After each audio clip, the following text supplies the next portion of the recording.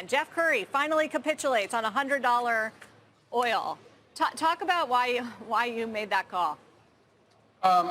It was more driven from the financial side than from the physical side. Like I say, what we've seen so far is financial contagion. We have not seen physical contagion. So let me just quickly explain what do I mean by financial contagion.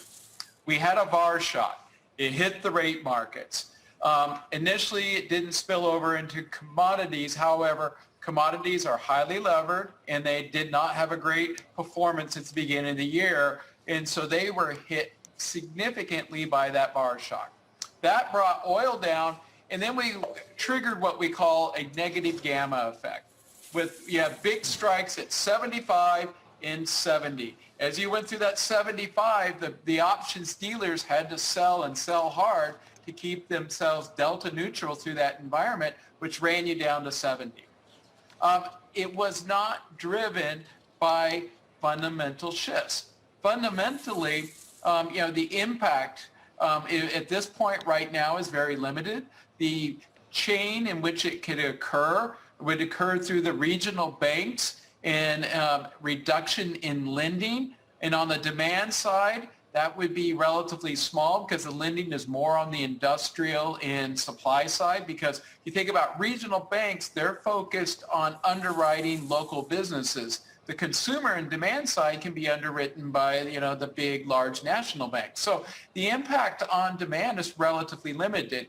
Going back to our price forecast change, this is a big scarring event. Investors will be, difficult to get them to come back into the space. And so what we did is we just took a longer point in convergence back to fair value in terms of getting the investors back in the space. So fundamentally, it was small. I'm not going to say there wasn't a fundamental problem. Russia kept production longer than expected.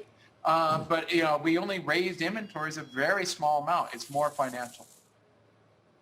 Got it. We'll leave the negative gamma aside. So you're still, bottom line, you're still bullish.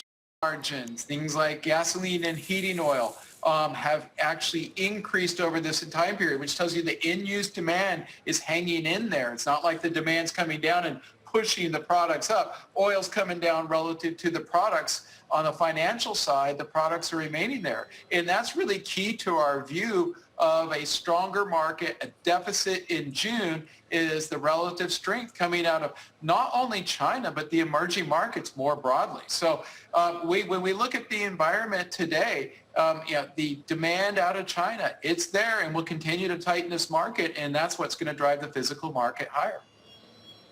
So what's been the surprise for you? Why prices have moved away from your forecast? Why it hasn't been correct so far? Has it been that Russia's been producing more? What actually is working against your call? Well, our downgrade occurred in two phases. One at the very beginning of the year after that big weather shock. That basically took us from 110 to 100 on our price targets. And we also had more than expected Russian production. The Russian production did not decline. There's some evidence it's declining now. But I think the key point is big weather shock, and you had the excess Russian production. The downgrade from 100 to, let's say, 94 at the end of this year was driven by these financial dynamics. Now, I do want to say there's still a Russian factor that's in there, and there is some weaker demand expectations out of the U.S. Our economists did downgrade U.S. economic activity off the back of this banking crisis, a very small amount, 0.3 of a point. So I want to say there's nothing there. There is something, but the key point there is really the scarring effect of that sell-off that's going to change it. I've been doing this, multiple decades, and I can say I have not seen. By the way, there was one other time I've seen this big of a sell-off, and it was middle of the super cycle in 2006 and 2007. A very similar environment. Fed raised rates 450 basis points. Remember the name Ameriquest and the subprime mortgage lenders?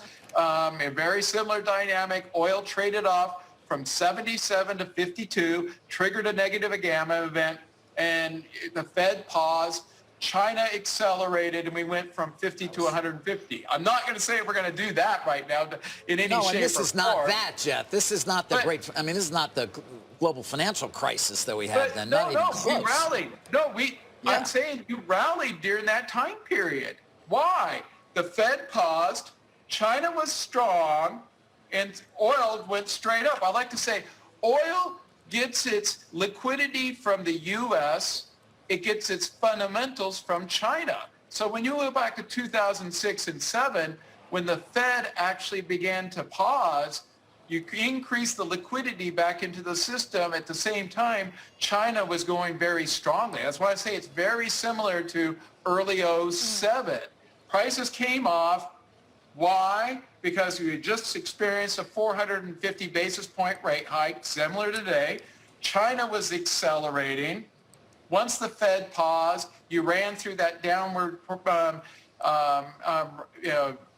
pressure in prices, you started to go up. You went from $52 a barrel in January '07 to $147 in July of '08.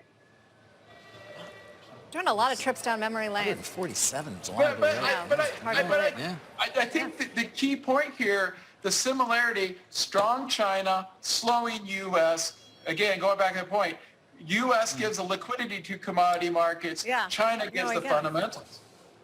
Right. And then ultimately rallied on from there after the weakness. Jeff, thank you. A lot of people talking about your call, so thanks for coming on and going deep with us on it. Appreciate it. Great. Thank you.